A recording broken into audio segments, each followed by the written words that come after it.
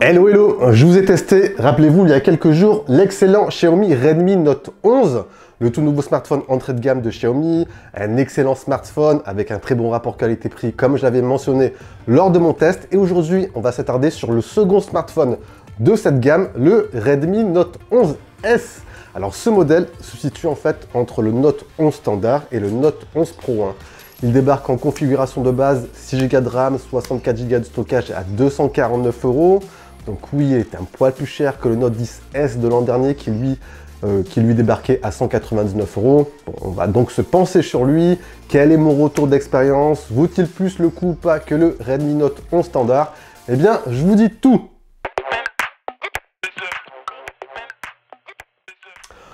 On va directement rentrer dans le vif du sujet, on va pas trop tourner autour du pot. Alors, entre le Note 11 standard et le Note 11S, il n'y a pas énormément de points de différenciation. Les deux smartphones partagent de nombreux points identiques, à part quelques points clés comme on va le voir.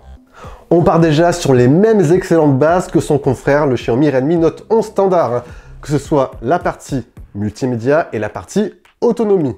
Sur ce segment, autour des 200-250 € comme je l'avais dit dans le test du Note 11 standard, honnêtement, on ne fait pas mieux sur le marché sur ces parties-là. Donc, pour un public qui passe son temps sur les réseaux sociaux, qui visionne des vidéos, qui utilise la prise jack, et oui, vous êtes encore nombreux à l'utiliser, qui navigue sur le net, ou encore pour l'usage d'applications basiques, honnêtement, on ne fait pas mieux. Alors, personnellement, oui, comme je l'avais dit pour le test du Note 11 standard, j'ai été agréablement surpris par la partie écran. On a ici une très belle dalle qui est proposée, technologie AMOLED qui est complétée par un taux de rafraîchissement 90 Hz, le petit plus. On a une dalle qui présente de très belles couleurs. Bon, je vous conseille juste au passage d'aller ajuster tout ça dans les paramètres pour avoir une meilleure calibration possible. On a une dalle qui est en plus lumineuse, donc lisible en plein jour. Il y a une bonne réactivité entre les animations, bref, ça répond parfaitement aux usages de la très grande majorité des consommateurs aujourd'hui. On fait pas mieux. Les petits plus aussi à ne pas rater, c'est la possibilité d'étendre votre stockage via micro SD, surtout si vous partez sur la config 64 Go de stockage. Vous avez un double haut-parleur pour la partie son. Au passage, on a une partie audio qui est plutôt correcte, même s'il y a un petit déséquilibre. Il y a le haut-parleur sur la tranche inférieure qui présente un poids de puissance en plus.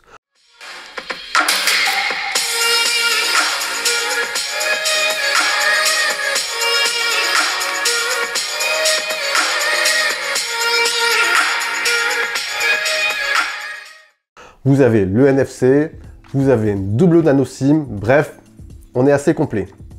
Le second point fort, comme j'ai dit tout à l'heure, c'est l'autonomie. Et ici, on a exactement les mêmes spécificités que le 11 standard. On a une très grosse batterie de 5000 mAh. Et ça, c'est plutôt pas mal. On a un smartphone qui est très endurant. Pour les usages basiques, un peu de navigation, un peu de réseaux sociaux, ça vous permettra de tenir, allez, 1 jour et demi, voire 2, même en restant sur le mode 90 Hz. Ça, c'est plutôt un bon point. Si vous restez ensuite sur 60 Hz, vous pourrez tenir un peu plus, donc c'est déjà pas mal. Et en parallèle, vous avez bien évidemment la recharge rapide 33 watts qui se veut encore plus rapide que celle de l'an dernier. Pour recharger complètement votre smartphone de 0 à 100%, il faudra à peu près 60-65 minutes. Et comptez pour une recharge de 0 à 50%, 25 minutes forcément. Ça, c'est très pratique au quotidien. Donc pratique et rapide. Bon, on part donc sur deux excellentes bases sur ce Redmi Note 11S, mais qu'apporte-t-il de réellement en plus par rapport à sa version standard?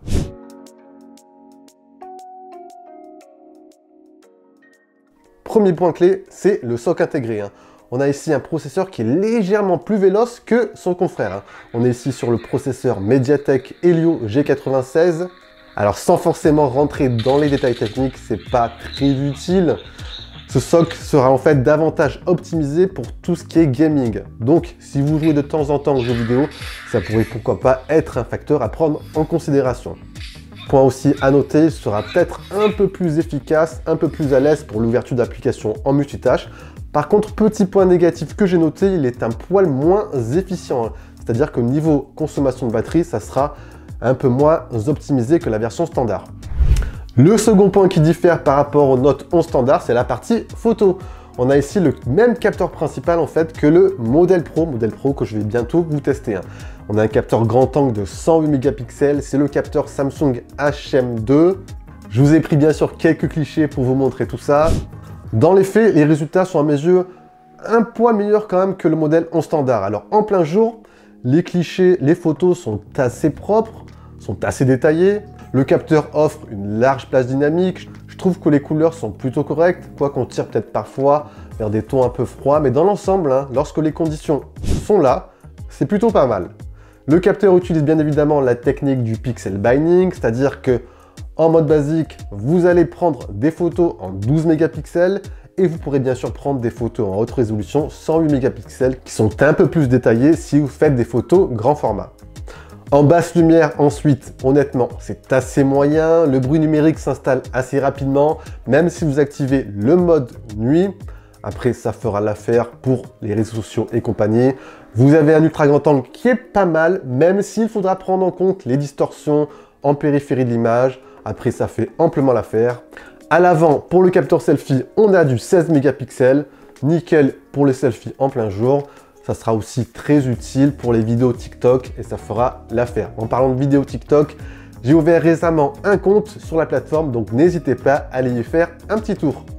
Par contre, petit point négatif que je n'ai pas mentionné sur la partie vidéo, on sera cantonné à du Full HD, alors que l'année dernière, sur le Note 10S, ce dernier proposait de la 4K, donc je trouve ça un peu bizarre.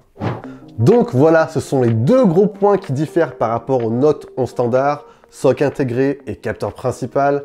Ensuite, à la question que vous vous posez peut-être, est-ce que ça vaut le coup de rajouter 50 € pour avoir un smartphone légèrement plus spéqué? Au final, tout dépendra de vos attentes. Pour ma part, pour les usages basiques, la version en standard est tout à fait armée aujourd'hui. Après, même en sachant cela, ce Redmi Note 11S reste un excellent rapport qualité-prix avec de très bons arguments. Vous avez un design plutôt soigné, on a le même design que le Note 11 standard.